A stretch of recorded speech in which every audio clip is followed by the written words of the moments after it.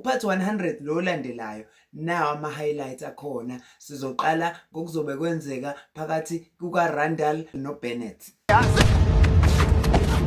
Sibuye siqhubeke phakathi kokwenzeka phakathi ka-Edward noLarry. This is just a little warm up. Sibuye futhi sithole okwenzeka phakathi ka-Edward no-Esperanza.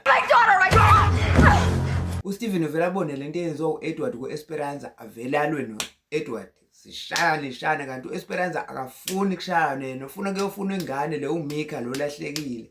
Abalamuli u-Esperanza ahluleke ukubalamula. Athi uma ukuthi yahluleka ukubalamula u-Esperanza vele abone ukuthi ababhunyele ngamanzi ashisayo straight.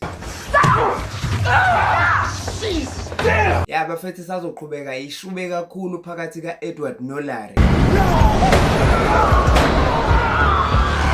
Konke lokhu sokuthola kwi-episode yethu part 100 lo landelayo. Mawusubscribe kuSithiraza TV ku-YouTube.